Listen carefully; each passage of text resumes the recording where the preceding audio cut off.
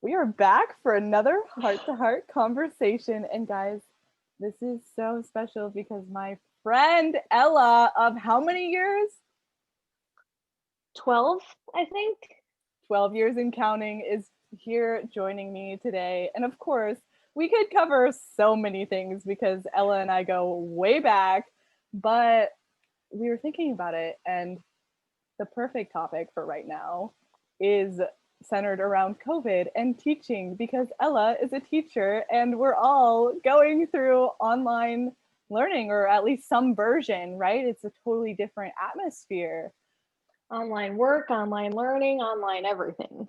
Online everything. So tell us, Ella, first of all, I mean, you can share whatever you want about your background and whatnot, but also just tell us what it's been like being a teacher during these times. Yeah, so first of all, I want to preface this with saying that everything that I talk about is from my own experience and I do not speak for my employer. And I'm not even going to say who my employer is. So everybody has very, very different experiences, and these are mine. These have nothing to do with the experiences of my colleagues, of my administration, of my school district. So just want to get that out there. Beautiful, thank you. But yeah, I mean, in a word, teaching during this time has been tough. And especially given the fact that I started teaching at my school. So I'm an 8th grade language arts teacher.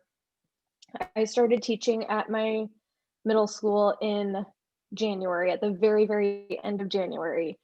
So I was in the classroom for about a month and a half. And then Friday, March 13th, said goodbye to my kiddos for spring break, and we did not come back.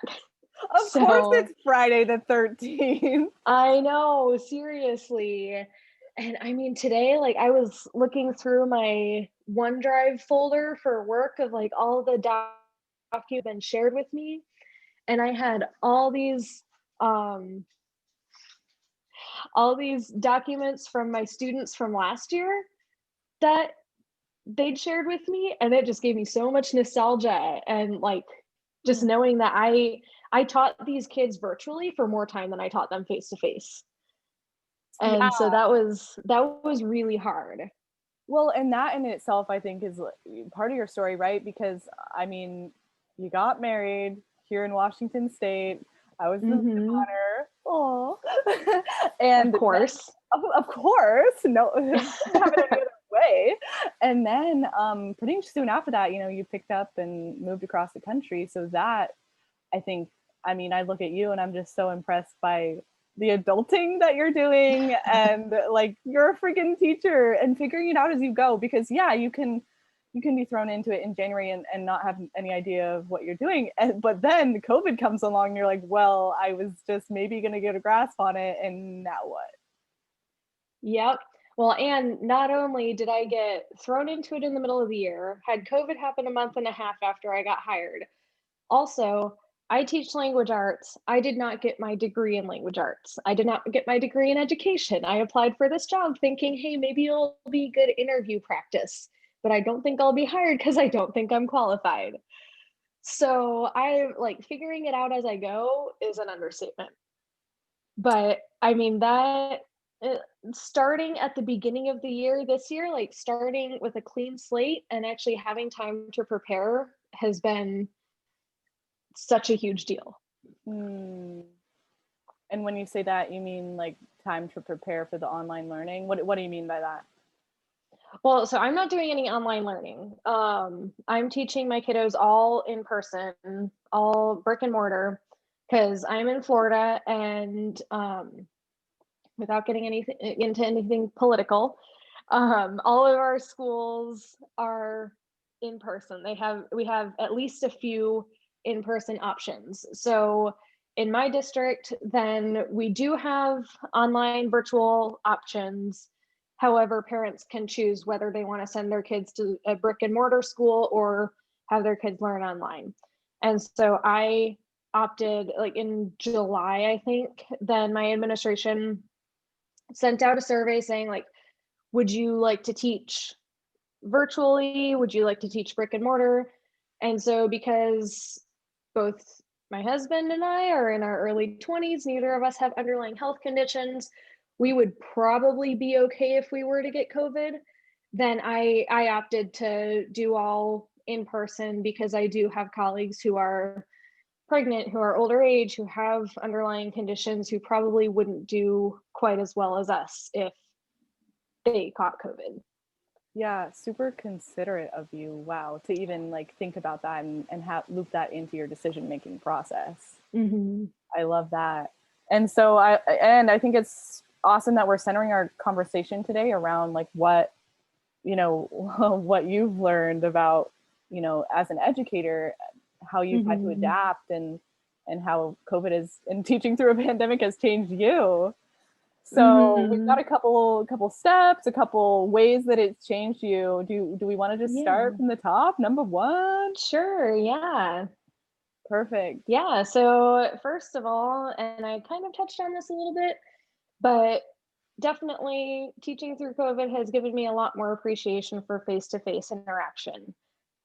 During virtual learning, we, I mean, we were encouraged to do some video chats, but we didn't have to. It was not obligatory. And even so, like talking to your students through Zoom or through, we used Microsoft Teams through the internet is not the same as talking with them face to face. And even though I 100% understand the precautions and I'm 100% on board, it's so much different teaching in front of a computer screen versus teaching in a classroom with students in person. So that's given me much more appreciation for actually being able to interact with my students in real time and having an audience while I teach, you know, not just teaching at a screen. Um, but Yeah, I yeah, so think definitely just valuing that personal interaction a lot more. definitely. And I think it makes me think of like, okay, you know, why do people, what motivates people to even become educators? And Mm-hmm. maybe part of that is, yeah, it is the human interaction, having that classroom full of kids and looking forward to that. Yeah. Even though, like you said, today there's some things that go down in the classroom that you're not Oh yeah. most happy about. Yep. Yep. Some of my classes, I do sometimes look at them and think I really wish that I was teaching you through a screen. But at the end of the day, I would be so sad if we had to go to distance learning again because we've been in school since August 24th. So that's about a month and a half now. And like I love each and every one of my students so much, even if I don't like them all the time. I love them. Ooh, that's an interesting distinction. Do we want to dive deeper in that? Or should we continue with the list? Well, I mean, it's like our parents told us when we were going through puberty. Don't always like you, but I will always love you. Yeah, I think my parents had some version of like, you know, like that action, we're not going to get behind that action, but like we love you through it, you know? Yep, yep, yep. Don't really want to see your face today, but still, I will always love you. Oh man, I love it. Wow, insight into, and it's not even like we were bad kids. I mean, I look at us as middle schoolers, and I was like, I was so innocent. Like, Oh yeah. you know, No, there we was we were bad kids. We were just hormonal teenagers. right, yeah, a normal phase that we all go through. That's I mean, I think like I'm so being 23, being a decade older than my students, even though it's hard sometimes because they see a 5'2", early 20s, brand new teacher, they don't always take me super seriously. But I think an advantage to that is that I still remember what it was like at that age. I still remember what they're going through. And even though the problems, like everything going on in the world is a lot different now than it was 10 years ago, it's still like we grew up with similar issues. We grew up being aware of some of the changes happening in the world, changes happening in society. We grew up when internet was becoming a thing, social media was becoming a thing, And so I can still understand to some extent what's going on in their brains, what's going on in their worlds. And so I think that's definitely a big advantage of being a teacher on the younger side. Yeah, I love that you can see that and that you pointed that out, because it's an asset to be able to get in their world and have that compassion and empathy, because I mean, heck, it does sometimes feel like it's weird. On one hand, I'm like, oh, that was us just yesterday. But then I'm like, dang, like I look at pictures of us at like 12, 13 years old and I'm like, we're such babies. I know. Well, and I mean, like, I say that we grew up with relatively similar things, but I mean, at the same time, like, things were so different. I mean, I didn't have my first smartphone until I was in high school. Like, Yep. WAP was not a thing. Oh and that God. song is going to be the death of me. Oh, TikTok boy. was not a thing. Like, Yep. AirPods were not a thing, even though I'm Snapchat? wearing them. Snapchat was, I think Snapchat was like after our freshman year or something. I don't know. I looked this up the other day because I was like, a kid was trying to argue with me about it. But yeah, I mean, like, AirPods were not a thing, and I feel like such a hypocrite wearing them and saying that. But I mean, like, I have so many girls, especially, where like they've got their hair over their ears, but they've got them in class. Ooh. You're gonna be the death of me. Yeah, and oh my gosh, okay, I mean, not that I ever like cheated on tests or stuff, but I'm like, people, yeah, they can really use those to their advantage and hide them and like press record on their phone, and gosh, there's so much that you could do. Yeah, one of the things that our admin actually told us to be conscious of when you're talking to students, that like with smartwatches, they can, like with Apple Watches, they can have their parents on a call so that their parent is hearing this. So like, be careful, even if you get really frustrated with a student, careful what you're saying, because a parent could be listening in. Like, kids are sneaky. My kids, half of them could not change the font on a Word document to save their lives, but they can work their phones, they can work their watches way better than I can. Jeez. Yeah, in a way they're teaching They're you. sneaky. Yeah. Oh my gosh. Oh yeah. No, but going off the point of compassion, like I think it speaks to, your second point of like having more grace and compassion, not only for you as the educator, but also for your students. Yeah. So, I mean, I know, and I knew this even last year before COVID happened, but students' lives do not revolve around the classroom. And I teach in a school where I don't remember exactly what the percentage is, but it's a pretty high percentage of students that qualify for free or reduced lunch. They're not necessarily poor, but they're not upper middle class. They've got some struggles. They've got other stuff going on. And so, like, during distance learning, a whole lot of my students didn't have access to internet, didn't have access to computers. We figured out a way. Like, at my school, we printed out paper packets to send home like every few weeks. And so that was helpful, but they still weren't learning. Like, they still didn't get the same quality of education that they would have if they were learning all online. Yeah. And so even now that we're back in class in brick and mortar,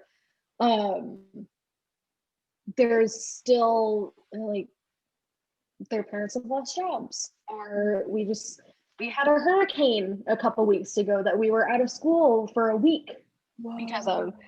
And so some of these kids, like, their houses got damaged, or they were out of power for weeks.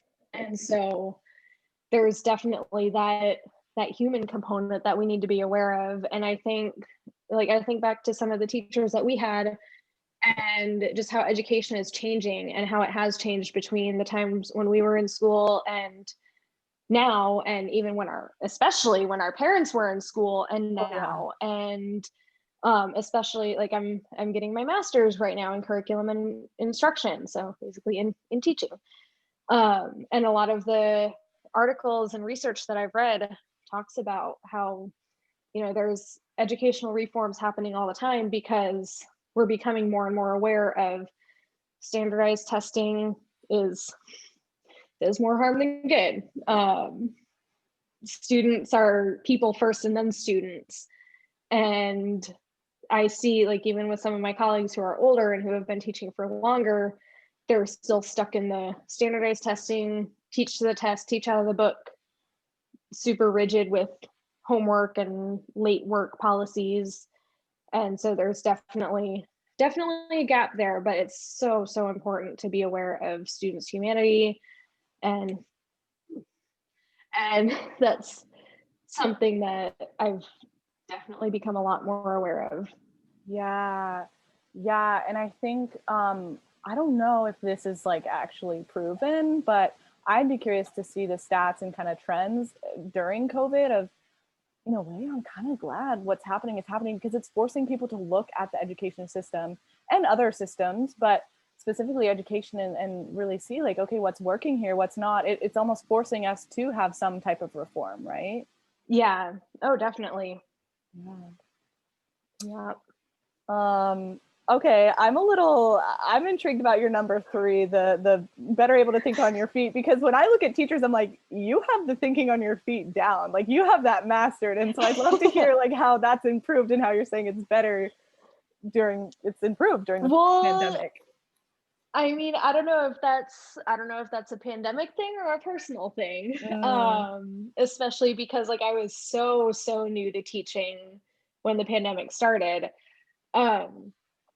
But I mean, things are always changing. Like, our demands are always changing, our curriculum is always changing, our students' needs are always changing. And so it feels like every other day having to change something around. And I've been doing a lot more work on computers with my students, because I mean, administration wants us to, so that students actually know what to do and what's expected of them and how to access the curriculum if we have to go into distance learning again. And then also, I mean, I have them share their essays with me on OneDrive rather than printing them out, because that's less paper that I have to touch, so less contamination. Yeah. And it just makes my life so much easier.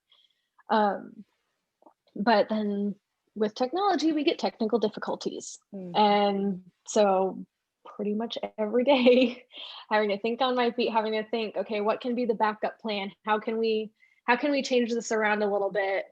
How can I make my instruction more beneficial to my students based on what their needs are at this moment?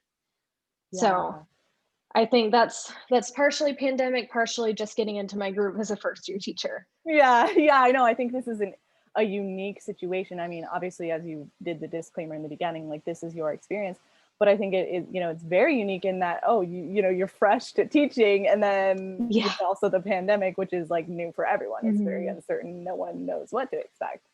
So it would be interesting to have like a seasoned teacher, shall we say, on here talking about their experience, right? Well, and I mean, I know from my colleagues, like, no one really knows what they're doing.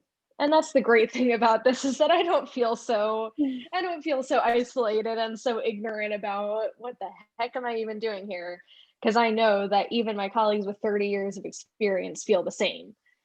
So yeah, I wonder, that's because I'm like, maybe it was to your advantage that you didn't have as much experience before. Like, it's almost like it's good in a way. I know it's kind of weird to say, but oh no, I completely get that. Yeah, so I mean, your third point leads beautifully into your fourth point of like gaining skills and innovation, right? Because it kind of goes hand in hand with thinking on your feet.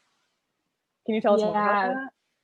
Yeah, so I mean, for example, back in March, when we were so optimistic that things were going to be normal 6 months from then, I had all these ideas about like group activities and things that I wanted to do with my students, but now I'm having to figure out, okay, how can we still get that same sort of experience? How can we still get that interesting, not just book learning experience in class, but while also maintaining a little bit of distance and little bit less contamination. And so, I mean, in a public school classroom, it's inevitable that social distancing is not going to happen. And my largest classes are 22 students, and Wow.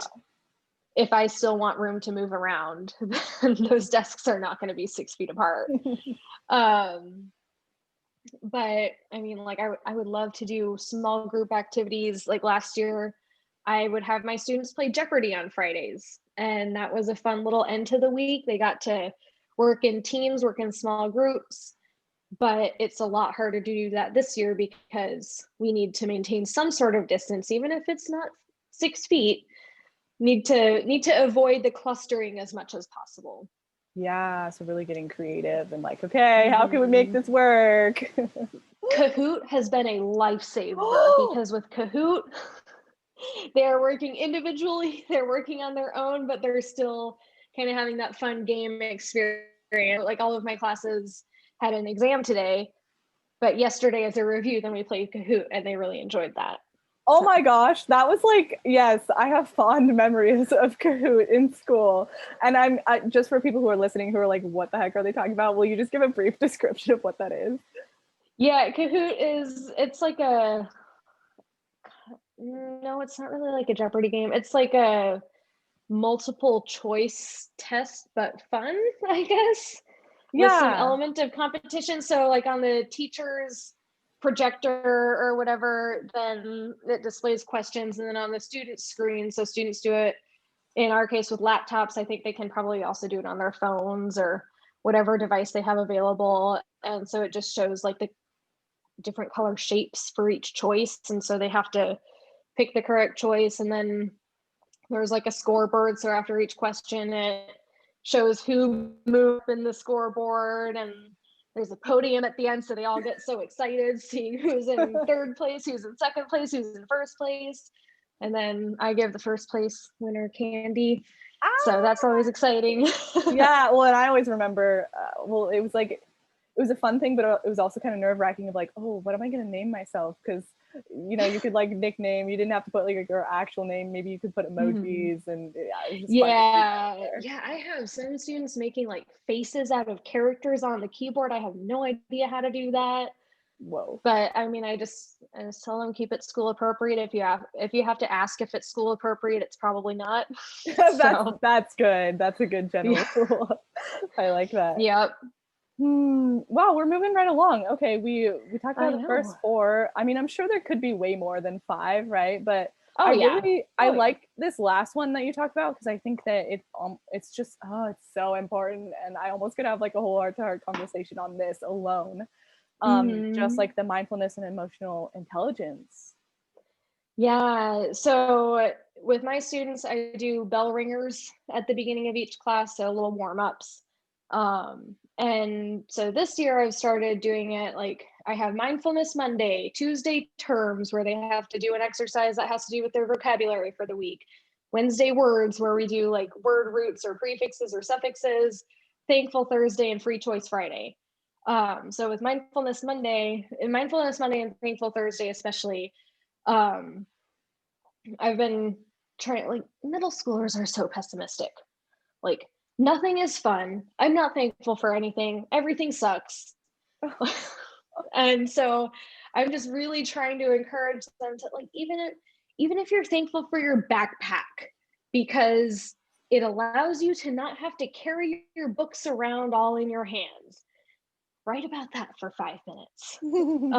But like with the mindfulness things, then I do exercises like who makes you smile, or what makes you smile, and how can you incorporate it into your life more, and just like little things like that to try to shift their focus from everything sucks and life is hard to, okay, maybe my friend makes me smile, maybe fried chicken makes me smile, like just even if it's just little things like that, because I mean, in all honesty, so much sucks right now.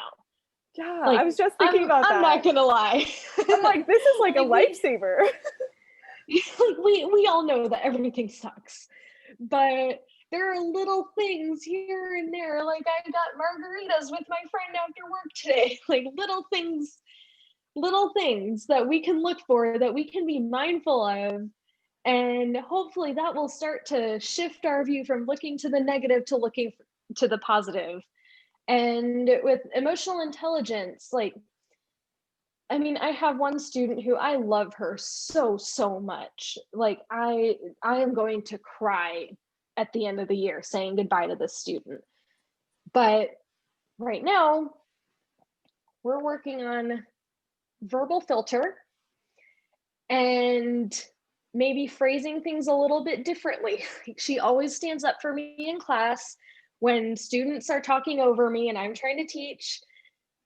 The way that she says it is, will y'all shut up? I'm trying to listen to her and I'm tired of her repeating herself. So we're working on, okay, how can we rephrase that to be a little bit nicer? Because clearly I can see that you understand that I expect respect from my students, but your classmates also expect respect from you and vice versa. So let's work on how we can rephrase that. And I mean, that's not only the case with that one student, it's also with several other students. Was that really necessary to say? And how would it make you feel if your classmate said that to you? So even though this sounds like very like stuff that we'd be learning in kindergarten, I mean, this is even stuff that you and I can work on. Like things like verbal filters. That's something that we can all be working on, and something that we can all be aware of is, are we saying things in a way that we would want someone to say that to us? Yeah, I'm like, that's a human thing. And especially now during this time, I mean, I know I've noticed this even with like people around me that I love and care about. I'm just more on edge and short with people and just tense. Oh, yeah. Yeah. And I mean, like, I have some groups of students that just drive me absolutely up the wall. And I find myself snapping at my following class just because the class before them put me into a bad mood.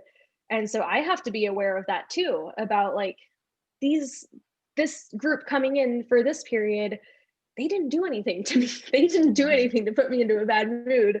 So why am I starting off this way?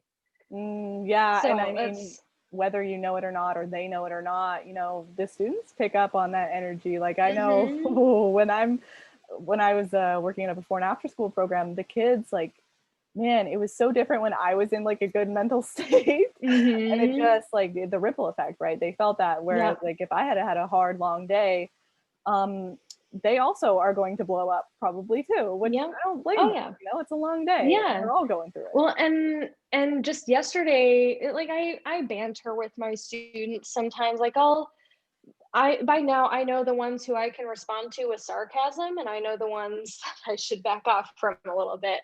And so I was bantering with one student the other day, just kind of like being a little bit sassy, but I mean, not in a mean way. But then I had a student call me over a few minutes later, and she was like, "Miss Feinberg, are you okay today? Because you seem a little bit snappy." And it's like, all right, so I need to work on making sure that my jokes come across as just joking. And so I mean, I apologize because I know that I'm not too big to be aware of my mistakes and to make my mistakes, to make them better. And especially when that concerns my students. Yeah, wow. And it wasn't even the student who said that to me. She wasn't even the one that I was being a little bit sassy to, but she had that awareness. And so I think, like, I say that I'm focusing on mindfulness and emotional intelligence with my students, but that's also something that I, in turn, am becoming a little bit more aware of and a little bit more conscious of. Yeah. And I want them to see me as human. Like I don't want them to see me as some all-knowing being up on this pedestal who makes no mistakes, because I know that that's a big issue in education, is that teachers see themselves as these authority figures, and that's not how we get students to respect us. And amen. No, yes, I could. Oh, this makes me so like get fired up, because like who says the teacher is the one, you know, who's at the front of the class lecturing and just has all the knowledge and is going to dump it to all the students? I love that you're almost like intentionally, yeah, like putting yourself on their level and not like stooping down to their level, but just like showing Yeah. that, yeah, I'm human. And that was a beautiful example of, oh, you know, like almost like, yeah, confessing to your mistake or just apologizing and like I can get better in that Hmm. area. Yeah. Or I mean, if I don't know the answer to something, then I don't. I'm not just going to make something up. I'm going to tell my students, like, hey, let's look that up. Let's do some research on that. Figure it out together. And I think that that's such an important thing to realize, is that, I mean, even as teachers, we don't know it all. Yeah, and always learning. It's not like, Hmm. okay, you know, like Google this, check, you know, regurgitate it, get an A on the test, and we're done. No, like we're Hmm. always learning and evolving, and so good. I just love this, especially the emotional Well, intelligence part. and just like, there's so much pressure on teachers to teach to the test. Like, we've got standardized tests in the spring that students are supposed to know the material for it, but that's only going to matter to them through May or through June. But things like apologizing for making a mistake or looking something up when you don't know it, that's that's gonna carry them through their whole lives. Exactly. Yeah, that's so good. Oh my gosh. Yeah. I mean, I know my parents were teachers. My brother studied to become a teacher, but I think a main reason why he didn't end up in the classroom is because there was that huge push about standardized testing and he just couldn't do it. Mm-hmm. Tough. Yeah. And I mean, that's honestly, that's what I love about being a language arts teacher. Or, I mean, you know that I went to college to be a Spanish teacher. So teaching anything having to do with language, I love it, because to some extent you can be teaching things like emotional intelligence, or cultural awareness is a big topic that I'm going to cover later on this year. But as long as you are teaching it in a way that, like, okay, write an essay about this, or read a text about this and answer some questions, you're giving them that real world knowledge, but still teaching them the standards that we're supposed to teach. Yeah. Yeah. And yeah, I mean, I love too that you're like learning alongside them, right? You're getting your master's. And so you're constantly like getting better, right? And just improving your skill and you're honing in on what you want to do. So Mm-hmm. cool. Ah. Yeah. Um yeah, gosh, I'm sure we could talk for hours, but what would you say to an educator maybe who's listening to this and is just like in their feels like, I don't know if this is meant for me, like I think I'm done with teaching, this is just too much. What would be your words of wisdom? um I mean, I guess probably it's not going to seem like it's worth it every single day. Like, you're going to have those really hard days where you question, like, am I actually in the right career field?